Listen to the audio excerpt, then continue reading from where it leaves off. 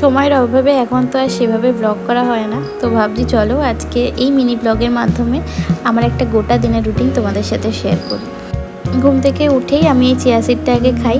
অনেকটা weight gain করে ফেলেছি, তো এখন একটু ভাবছি ওয়েটটাকে কমাবো, তো সেই জন্য এখন এই প্রত্যেক দিন সকালে উঠেই চিয়া সিডটা খাই। আর এখানে তাতানের জন্য ব্রেকফাস্টটা রেডি করছি। আর ওদিকে তাতানের সমস্ত জামা কাপড় কিন্তু আমার ধোয়া কমপ্লিট হয়ে গেছে, তো সকালবেলা ঘুম থেকে উঠেই আমি এই কাজগুলো আগে করে নিই। তো আজকে শ্যাম্পু করবো ভাবছি, তো শ্যাম্পু করার ঠিক 1 ঘন্টা আগে আমি মাথায় তেল দিই। আর এই তেলটা আমি বাড়িতে বানিয়েছি, ভীষণ ভালো একটা হেয়ার অয়েল। এটার ডিটেলসে ভিডিও আমি খুব তাড়াতাড়ি আপলোড করব। তেলটা ভীষণ ভালো, এই তেলটা মেখে কিন্তু আমার একদম চুল পড়া কমে গেছে।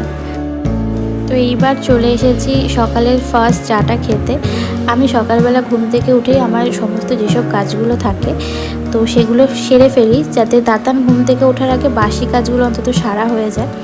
আর তাতান এখন এতটা দুষ্টু হয়েছে যে ওর কাছে সবসময় কেউ না কেউ থাকতে হয়, তো সেই জন্য চেষ্টা করি তাতান যতক্ষণ ঘুমায় ততক্ষণে মোটামুটি সব কাজটা সেরে ফেলার। তো তারপরে তাতান ওঠার পরে তাতানকে আমি ওর ব্রেকফাস্টটা দিই। আর তাতানের প্রতিটা মিলের টাইম যখন আসে তখন আমার টেনশন শুরু হয়ে যায়। মানে ও খাওয়া নিয়ে এতটাই বাহানা করে, রীতিমতো যুদ্ধ করে ওকে খাওয়াতে হয়। আর ওর এই খাওয়ানোর চক্করে আমার সমস্ত কিছু উল্টোপাল্টা হয়ে যায়। তো দেখো কতটা বাহানা করে খেতে গেলে। আর ওর খাওয়ানোর পরের অবস্থাটা ঠিক এরকম থাকে।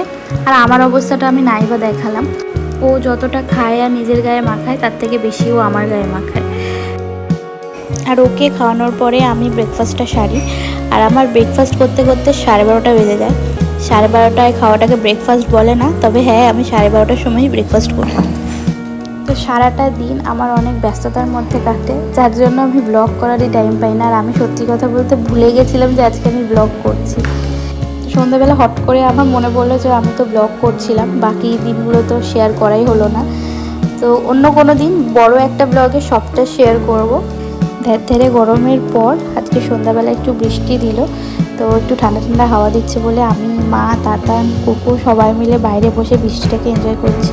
তো চলো আজকের মতো এইটুকুই, খুব তাড়াতাড়ি দেখা হবে আবার নেক্সট ব্লগে। সবাই সুস্থ থেকো, ভালো থেকো।